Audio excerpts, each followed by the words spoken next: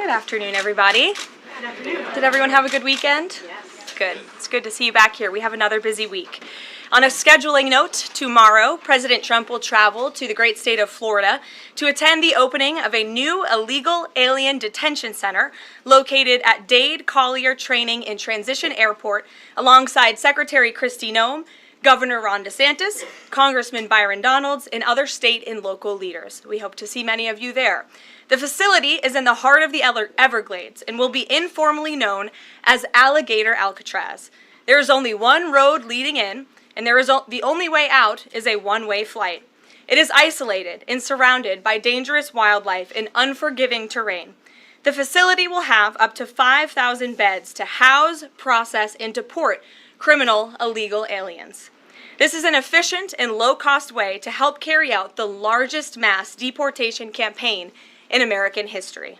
We are truly coming off a historic week of President Trump racking up win after win on behalf of the American people.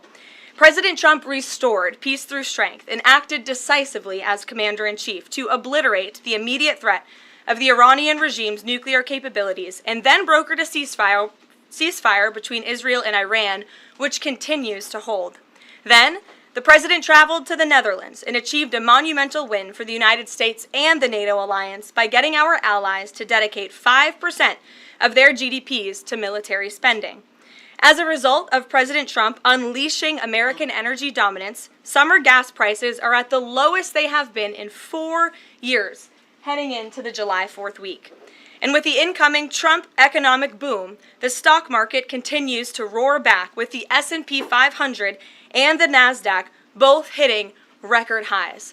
And on this point of an economic boom, I bring to you original correspondence from the President of the United States to our Fed Chair, Jerome Powell. As the President has consistently stated, the American economy is booming. And there were so many economic analysts who said that this president's policies would drive our economy down, when in fact we have seen the opposite. We've seen a massive deregulation campaign take place. We've seen inflation completely diminished from where it was under the reckless spending and the bad policies of the previous incompetent administration. I would remind the Fed Chair, and I would remind the entire world, that this is a president who was a businessman first, and he knows what he is doing. He has a proven economic formula that worked in his first term as president, and it is working again. The one problem that remains is high interest rates for the American people. The American people want to borrow money cheaply, and they should be able to do that. But unfortunately, we have interest rates that are still too high. So the president sent this note to the Fed Chair today. And if you look at this chart, this is a chart of all of the interest rates of many countries throughout the world. At the top is Switzerland. They're only paying 1/4 for interest rates. Cambodia, Japan, Denmark, Thailand, Botswana, Barbados, Taiwan, Bulgaria, Cuba, Sweden, Morocco, Cabo Verde, South Korea, Algeria, Canada, Albania, Libya, Malaysia, China, New Zealand, Trinidad and Tobago, Czechia, Bolivia, Australia, Costa Rica, the Bahamas, Kuwait, Papua New Guinea, Bosnia, United Kingdom, and the UAE are all paying lower interest rates than the United States of America, which has one of the hottest and strongest economies in the world. The president sent this note to the Fed Chair. It says, "Jerome, you are as usual too late. You have cost the USA a fortune and continue to do so. You should lower the rate by a lot. Hundreds of billions of dollars are being lost, and there is no inflation." And the president is right. There is historically low inflation thanks to his policies. And we will continue to drive down the cost of living in this country for Americans. We will continue to deregulate. And it's also incredibly important that we pass this one big, beautiful bill, which is the largest tax cuts in American history. And that's why the White House and the president himself have been in touch with lawmakers all weekend long to get this bill passed. And they are working very hard to do so. It remains a top priority for the president. And this bill has exposed the clear differences between Republicans and Democrats in 2025. The Democrats are doubling down on craziness and radical policies that are undermining the very fabric of our country. Just look at the Democrat nominee for New York City Mayor, Zohran Mamdani. He's a Democrat socialist, really a communist, who proudly calls to defund the police, peddles anti-Semitism, praises pro-Hamas groups, wants Israel abolished, and believes wealthy Americans should not exist. Those are his words, just as recent as this weekend. Meanwhile, under President Trump's leadership, Republicans are fighting tirelessly for everyday, middle-class, working Americans who re-elected this president, and we're carrying out a revolution of common sense, and all of that is packed into this one big, beautiful bill. It delivers the largest middle and working-class tax cuts in U.S. history. It keeps America safe by funding the largest ever one-time investment in border security. It's enough to reverse the Biden border invasion. And every single Democrat is against that, against securing our border and deporting millions of criminal illegal aliens. The One Big Beautiful Bill also strengthens and protects Medicaid benefits, despite what Democrats are saying, for eligible American citizens who rely on it, like pregnant women, children, seniors, and people with disabilities, by eliminating waste, fraud, and abuse that threaten to destroy this program that was intended for the most vulnerable in our society. And every single Democrat in Congress is against rooting out that waste, fraud, and abuse and blocking the 1.4 million illegal aliens who are currently improperly receiving these benefits that should be going to American tax-paying citizens. The Democrats in Congress are more concerned with defending illegal aliens than they are hardworking Americans. And the Big Beautiful Bill also revitalizes our military and enhances our defense capabilities, protects our country from emerging new threats by funding a cutting-edge missile defense system called the Golden Dome. And as we all know, the One Big Beautiful Bill makes the Trump tax cuts permanent. The White House and the President are adamant that this bill is passed and that this bill makes its way to his desk. Republicans need to stay tough and unified during the home stretch, and we are counting on them to get the job done. So, with that, we will take questions. John Fredericks is in our new media seat today. John, thanks for being here. We'll kick it to you. Thank you, Caroline. Let's get to the One Big Beautiful Bill first. It appears now you're going to get at least 50 votes in the Senate. There'll be some amendments. What is the president's confidence level in getting 218 votes in the House by the end of this week in order for him to sign it on Friday? Well, look, we are very well aware, the president is very well aware, that this bill needs to not only pass out of the Senate, but it needs to go back to the House, and we need the full weight of the Republican conference to get behind this bill, and we expect them to, and we are confident that they will. The president has been working hand in hand with Senate Majority Leader Thune and also our House Republican leader, or the Speaker of the House, Mike Johnson, both of whom will be at the White House today to meet with the president yet again. I believe they were here this morning, actually. I have one follow-up. Sure. You outlined Jerome Powell and the note that the president just sent to him. There are many who believe that Powell has been politicized in a lot of different ways. The president has not been shy about acting on things that he believes in. Why not just fire Jerome Powell and put in somebody that is going to lower rates? Why wait? Well, it's a good question, and one you can ask the president, because that's a decision for him to make. But you're right to point out the politicization of the Fed, and it's very unfortunate for our country. But Jerome Powell cut rates numerous times ahead of the election when Joe Biden was in this Oval Office, but now he refuses to, and the economy is in a much better place. So there really isn't a good explanation for that, and the president is rightfully calling attention to it. Thank you. Kelly. Good afternoon. On Iran, the president posted on his social that he is not even talking to them anymore. When we were at NATO, he said he expected the U.S. and Iran to have talks as early as this week and that he might even want to see a written agreement. What is the update now if he's saying he's not even talking? So as I told you from the podium last week, I said the administration, and namely our special envoy Steve Witkoff, has been in communication both directly and indirectly with the Iranians. That communication continues. The president himself has not talked to Iran, which he pointed out in his truth statement. Peter. Thank you, Caroline. Does President Trump want Zohran Mamdani deported? I haven't heard him say that. I haven't heard him call for that. But certainly he does not want this individual to be elected. I was just speaking to him about it and his radical policies that will completely crush New York City, which is obviously a city that the president holds near and dear to his heart. There's this Congressman, Andy Ogles. He wants the Attorney General Bondi to explore denaturalization proceedings because he thinks Mamdani could have misrepresented or concealed material support for terrorism based on rap lyrics he wrote in 2017. Does President Trump think this is a worthwhile use of the Attorney General's time? Well, I'll let the president speak to that. I have not seen those claims, but surely if they are true, it's something that should be investigated. And could President Trump see himself, you said you just talked to him about this, could he see himself working with a mayor Mamdani, somebody who, on Meet the Press this weekend, was given 3 chances to condemn the phrase globalize the intifada, but he couldn't.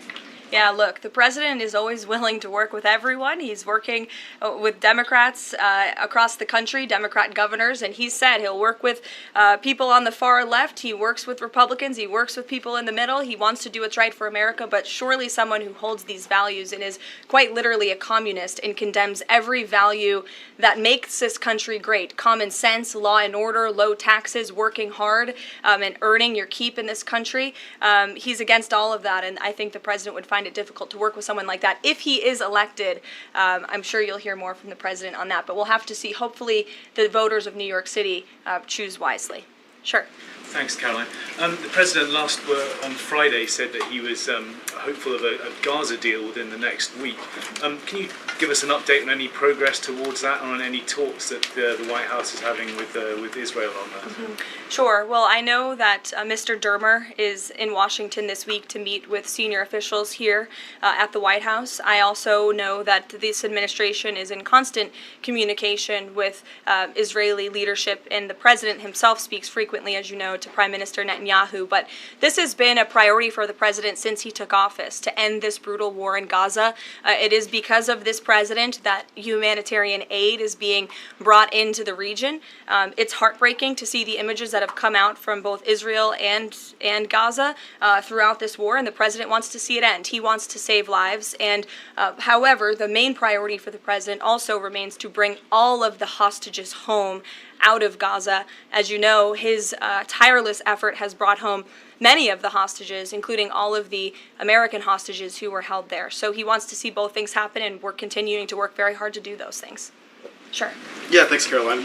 What is the White House's response to Senator Tillis's criticism articulated from the Senate floor yesterday, in which he said passing the big, beautiful bill would betray President Trump's promise to protect Medicaid? Well, he is just wrong. And the president and the vast majority of Republicans who are supportive of this legislation are right. This bill protects Medicaid, as I laid out for you, for those who truly deserve this program: the needy, pregnant women, children, sick Americans who physically cannot work. And what it does is it ensures that able-bodied Americans who can work 20 hours a week are actually doing so, and that will therefore strengthen and protect those benefits for Americans who need it, as well as cutting out the waste, fraud, and abuse, as well as getting 1.4 million illegal aliens off of the program. So all of those measures are actually going to protect it for those who need it. That's the president's position, and that's what this bill does, and that's why Republicans need to vote for it and get it to the president's desk. That kind of criticism from a Republican senator, is that reason for concern for the passage of this? No, it's not. We're confident this bill is going to be back at the White House by the 4th of July. Stephen. Thank you, Caroline. 2 questions. On the New York mayoral race, does the president plan to make an endorsement? And secondly, on Jerome Powell, a lot of the focus obviously has been on interest rates and him keeping them high, but a new controversy erupted today. My colleague first reported that he's facing Chairman Jerome Powell is facing accusations of lying to Congress, which is a potential crime, about luxurious details of the Fed's $2.5 billion renovation project. Senator Loomis has called attention to this. Some experts want him to be investigated. Does the White House want these allegations investigated and, if found substantiated, punished? I'll have to take a look at those allegations, and I will raise them to the president's attention and let him speak on them himself. To your first question regarding the mayoral race, the president was asked that yesterday by Maria Bartiromo. He refused to give an endorsement, so you won't get one from me at this podium unless he wants me to do that. Philip, go ahead. Oh, Sure. And then I can go to you. cool. Thanks. Thank you. The president said that he's working on a temporary pause for immigration enforcement in certain industries. I'm wondering what you can tell us about how he's determining which industries are deserving of a pass. He mentioned farmers, but what about, say, construction workers? I mean, shouldn't there just be one standard here? I don't have any more details to read out for you, but what I can tell you is that the White House is working closely every day with the Department of Agriculture as well as the Department of Homeland Security when it comes to workforce enforcement, worksite enforcement, and the president's focus and the focus of this administration is, of course, to remove public safety threats from the streets and to deport as many of the illegal criminals, especially the violent criminals that we know are still here because of the previous administration. So that's the main priority and the goal. And then the president has already made cuts to the office of the Director of National Intelligence, but now Senator Tom Cotton has put forward a bill that would cut the office by another 60%. What's the president's reaction to that legislation, and is this something that he would support, those additional cuts? I don't know if the president's even aware of that legislation, but I will get you a response if he is aware and if he wants to respond to it. Go ahead. Thanks, Carolyn. You mentioned the dangerous wildlife at the alligator Alcatraz. Is that a design feature? Why is the president going with this mega bill in such a precarious position in the Senate? And then also, can you talk about the CBO estimate that it would add about 11 million uninsured? Well, look, when you have illegal murderers and rapists and heinous criminals in a detention facility surrounded by alligators, yes, I do think that's a deterrent for them to try to escape. We do know that some of these illegal criminals have escaped from other detention facilities, like one in New Jersey, which I know was recently reported on. So, of course, we want to keep the American people safe, and we want to remove these public safety threats from our streets, and we want to effectively detain them as best as we can. As for why the president is going, I think his trip to this detention facility actually underscores the need to pass the One Big Beautiful Bill, because we need more detention facilities across the country. The last administration let in nearly 20 million illegal people from all over the world, and this administration is focused on arresting and detaining them. But in comparison to that 20 million illegal criminal population in our country, we only have 7,000 ICE agents in the interior who are doing this very important work. And so we obviously need more personnel, we need more resources, and that's why we need to pass the One Big Beautiful Bill. On the CBO's Go ahead. Yes, in the pink. Oh, thank you. You're welcome. Can you please share some details of China trade deal? Has the U.S. agreed to ease some technology export restrictions? Sure. Well, the final language that was agreed upon in both Geneva and in London was signed just past week. We can get you that final text of the agreement. Go ahead. Thank you, Caroline. Eamon, and then behind you. Okay, thanks, Caroline. So on Jay Powell, has the president got a short list of who he wants to see as Jay Powell's successor, and is he going to name a successor as early as this summer? I won't get ahead of the president on any announcements on that. Does he like Scott Besson for the job? Again, I won't get ahead of the president. And on TikTok, if you could, real quick, he said Sure. yesterday he's got a buyer, but the question there is, does he have a seller? And do you have any indication from the Chinese government that they've authorized a sale of TikTok to the U.S. or to U.S. buyers? What I can tell you is that these discussions with China regarding the sale of TikTok have been ongoing at the highest level, and they will continue. As you know, we have another 90-day extension, and it's just to continue to work out this deal and make sure that TikTok stays on for the American people. That's the president's main goal in this, while protecting their privacy and their security. Behind you. Go ahead. Thank you, Caroline. The president has been calling for a deal in Gaza for 2 days, and many posts. Who is blocking the deal? And one other thing, when he posted on Netanyahu's trial, also he said it interferes with the negotiations on Iran and on Gaza. What did he mean by that? I'm sorry, to your second question? The second question, when he posted about the Israeli Prime Minister trial, he Yes. said it interferes with the negotiations on Gaza and on Iran. What did he mean by that? It interferes because it physically and logistically was interfering. The prime minister was slated to go to court last week when he's in the middle of negotiating a peace deal and bringing hostages out of a war-torn region. And so the president was simply, I think, emphasizing his empathy that he has for Bibi Netanyahu and seeing him go what he's going through with his own judicial system in the state of Israel. Clearly, the president knows that very well. He, too, was a victim of a judicial system that was trying to put him in jail, as you all know. You all covered it. But President Trump prevailed. That's why he's back in the Oval Office, and he believes that Bibi Netanyahu is a great leader for the people of Israel. The president just worked with him closely to end that 12-day war and to obliterate Iran's nuclear facility, to take out that imminent threat, not just to the state of Israel, but also to the United States of America and the rest of the world. And he believes that Prime Minister Netanyahu should be praised for that. Go ahead. Thanks, Caroline. On the mega bill and the amendment that would limit Medicaid expansion under the Affordable Care Act, does the president want that amendment to pass? The president wants this bill to pass. Meredith. Hey, thanks, Caroline. On trade, we have this looming July 9th deadline coming up. We heard the Treasury Secretary say that he expects to wrap up these trade deals by Labor Day, but when President Trump was asked yesterday about any extensions by July 9th, he said, I think that would be necessary. So is the president ruling out any extensions on trade for any nations, even if they're negotiating in good faith? Well, you heard from him directly. He said he did not think that it would be necessary. He is going to set the rates for many of these countries if they don't come to the table to negotiate in good faith. And he is meeting with his trade team this week to do that. Mary. Thanks, Caroline. I just watched a CNN segment on a new app called Ice Block, and it kind of appeared to be promoting this app where you can tell people where ICE agents are. Given the recent rise, An app that tells people where ICE agents are? Yes. And given the rise, I believe 500% increase in assaults on ICE agents, I wanted to see if you could comment on that and why CNN would be promoting such an app.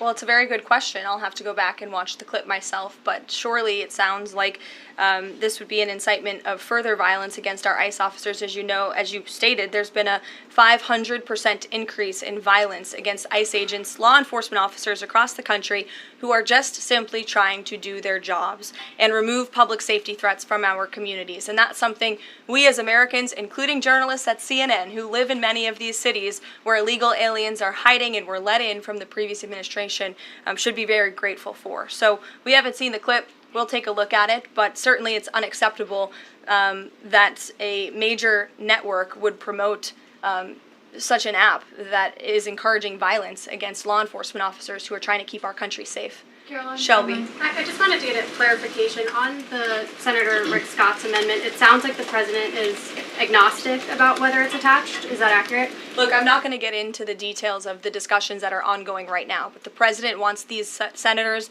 to come to a conclusion, to get this bill back to the White House as soon as possible and make sure that it's a piece of legislation that can make its way back through the House as well. So obviously there's some ping-ponging between both sides of Capitol Hill right now, but that's why Senator Thune and Speaker Johnson are working with the president in lockstep every step of the way. In the back, News Nation, go ahead. Thanks, Caroline. The president did and then in announce. front of you, Oh, yes. in front of. Sure, I'll take both of you. The president did announce last week that the trade deal with India is closed, and this could happen anytime soon. Are there any roadblocks as of now? Are there any updates on that? And how does the president see this about China's role or its influence in the Indo-Pacific region? Sure, yes. The president said that last week, and it remains true. I actually just spoke to our Secretary of Commerce about it. He was in the Oval Office with the president. They are finalizing these agreements, and you'll hear from the president and his team, his trade team, very soon when it comes to India. And on China? How do we counter China on that front? Yes, I mean, look, India remains a very strategic ally in the Asia Pacific, and the president has a very good relationship with Prime Minister Modi, as you know, and he will continue to have that. Go ahead. Thank you, Caroline. On the reconciliation bill, Senator Tillis from the floor yesterday seemed to suggest President Trump was getting bad counsel on the effects of the bill.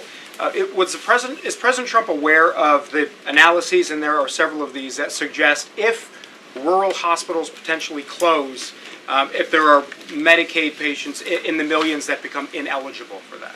Yes, and that claim is just simply untrue. Rural hospitals comprise 7% of all hospital spending on Medicaid, and that illustrates that they have not benefited from the massive increase of waste, fraud, and abuse under the Biden administration. So this bill strengthens Medicaid. It will protect those benefits that hardworking Americans need, and that's why the president wants this bill to pass. The senator was wrong. The president put out a Truth Social post addressing it, and then the senator announced he's no longer running for office anymore. So I think that case has been closed, and the White House is continuing to focus on getting this legislation to the president's desk for his signature. Go ahead. Yes, you. Yeah, thank you so much, Well, Caroline. you and then you. There's confusion here. A question on Syria. Go ahead. Has the Syrian government get back to you that they are ready to join the Abraham Accord? Is there any discussion with the Syrian and Israeli government for having a security agreement?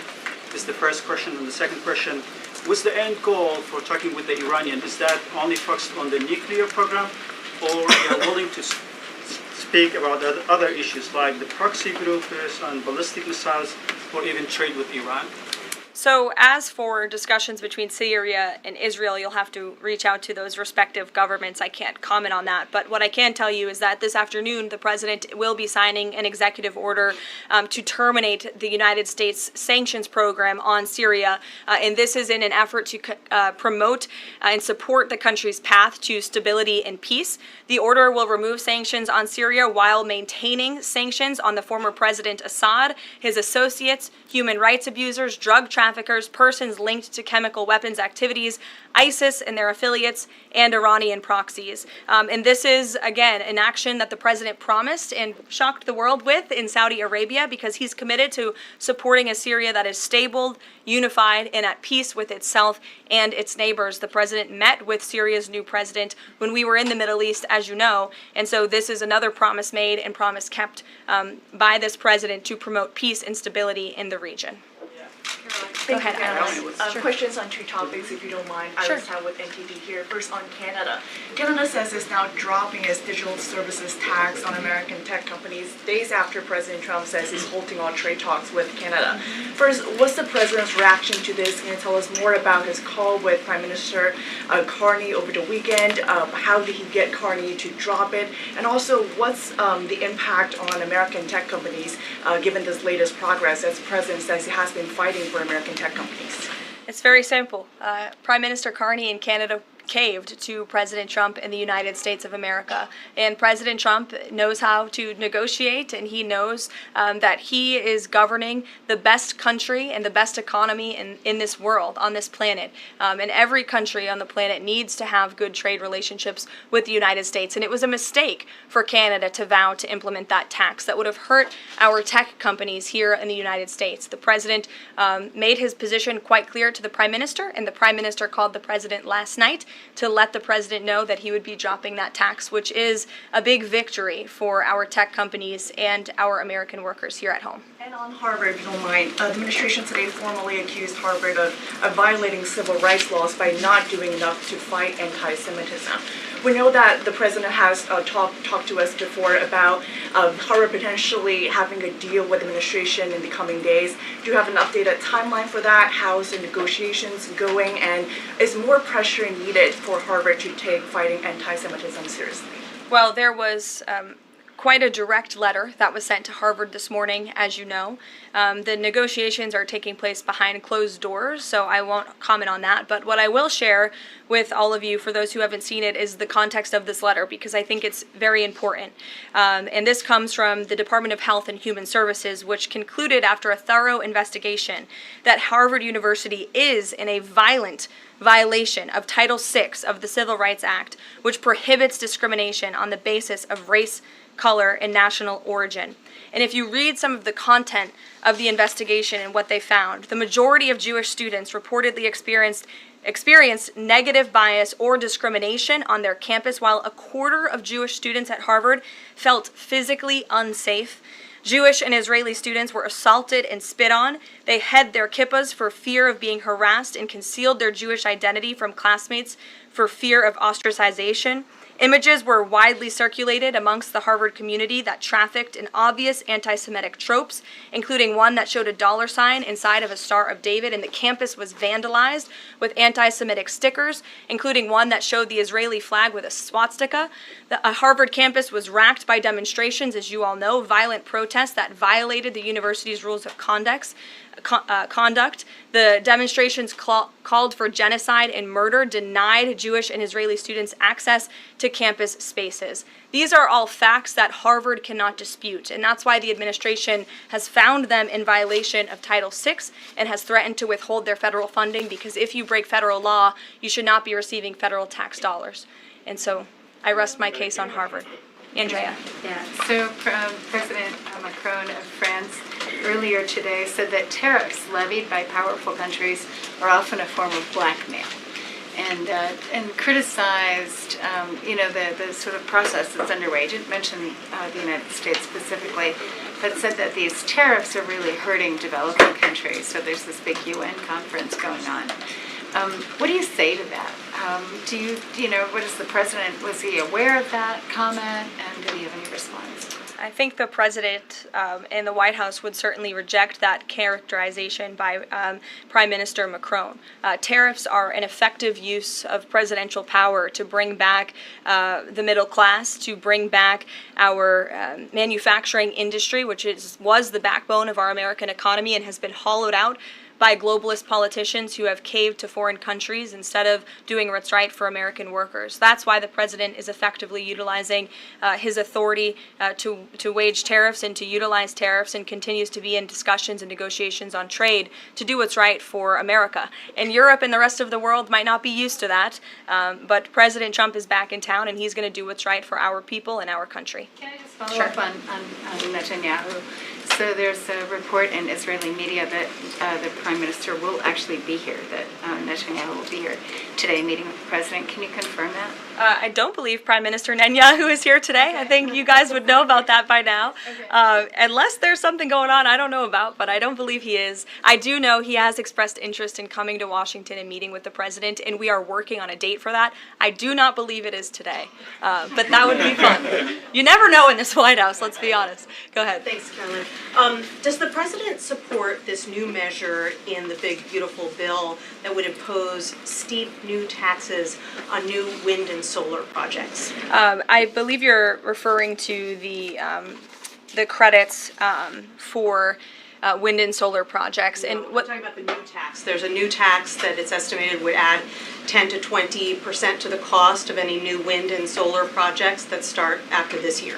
Again, I don't want to comment on the specifics of provisions, but I'm sure the president will speak on that directly. Again, this is an ongoing process. The president continues to be very much engaged with the leadership in both the Senate and the House to get this bill back to his desk. Did the president ask for that provision? Because the National Building Trades Union is saying that it's the equivalent of terminating more than 1,000 Keystone XL pipeline projects. Is that something that would concern him? Well, the president spoke on this yesterday in his interview, and he said he understands that legislators want to protect jobs in their communities and in their districts. And so he understands why some of them are against this provision, but he also understands why people want the provision. So again, this is an ongoing deliberation and discussion, and the president is engaged in this very much. Go ahead. Thanks, Caroline. We've been hearing from White House officials for weeks that you're close on trade deals with a number of countries. Can we get any update on which countries will have deals by the 9th and when there may be any announcements? I'll let the president and the trade team speak on it. Can you respond to the CBO estimate that the Senate bill would increase the deficit by nearly $3.3 trillion? This is one of the most fiscally conservative pieces of legislation that has ever made its way through Capitol Hill. There's $2 trillion in mandatory savings in this bill, and not only that, the projected growth that this bill will bring to our economy. It will be an economic boom. The Council of Economic Advisors has an analysis that shows that the bill will generate $4.1 trillion in economic growth, and it will cut taxes, putting more money back into the American people's pockets. That's why this president wants this bill to pass, and I know he's busy working the phones and doing what he needs to do today to make it happen. So we'll see you all later. Thank you. We'll see you in Florida tomorrow. Thank you.